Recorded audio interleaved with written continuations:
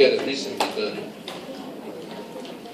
Now, if you have to put all your money into stock A, that means alpha equal 1. Right, the entire fraction of your funds in stock A. So stock A, the risk is, standard deviation of the risk is this, and the return is this. So low risk, low return.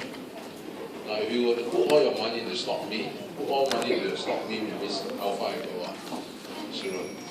Alpha equal 0, that means you divide nothing in A, right, or in B, the entire fraction. So you can see higher risk for higher return. So the only question now is, you put all your money in A, you get low return. You put all in B, you get the highest return.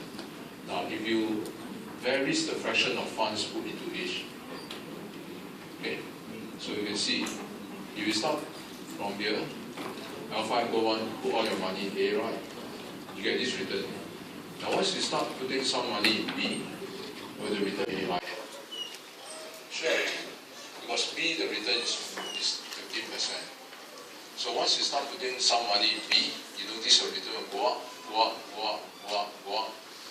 Until here, in the extreme case, you put all your money in B. And so your return is higher. It's the highest. In other words, your return range from putting all in A 5%, putting all in B highest 15%. So therefore, the expected return of your portfolio range from here to here. The lowest is 5%. As you start putting more and more money in B, putting more and more money in B, your return has to be higher, right? Because B offer a higher return. So you pull up your average return. Okay, of course the risk also will rise, but on the whole, put all your money in B, of course the return is higher. So your return range from the lowest here to here.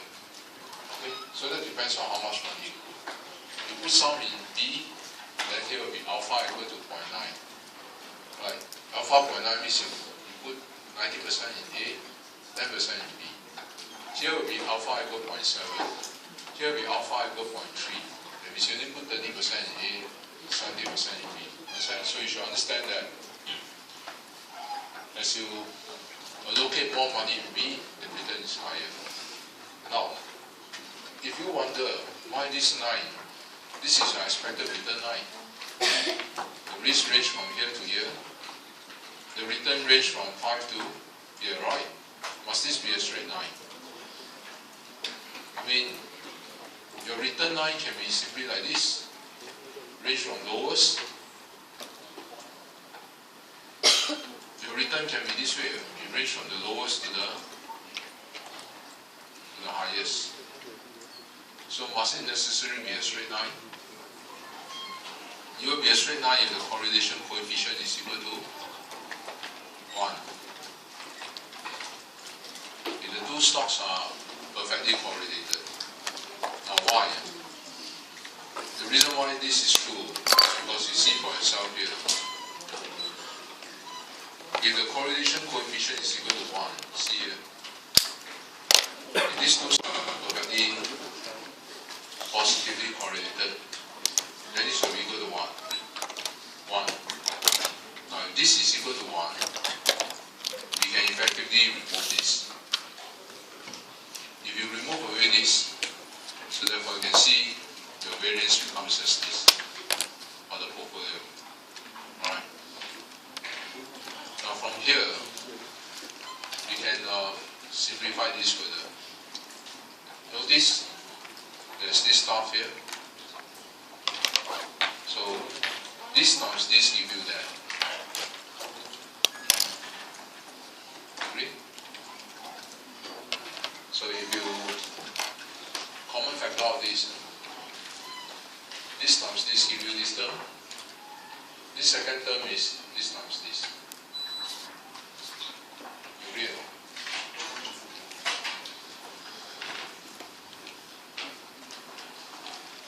So if you take this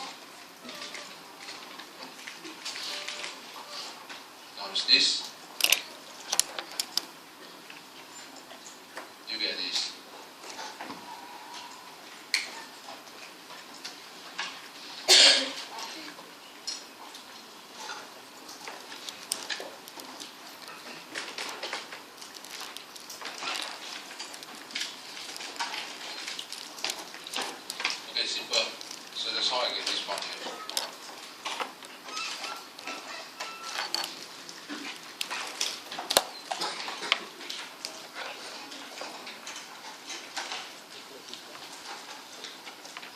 Simple.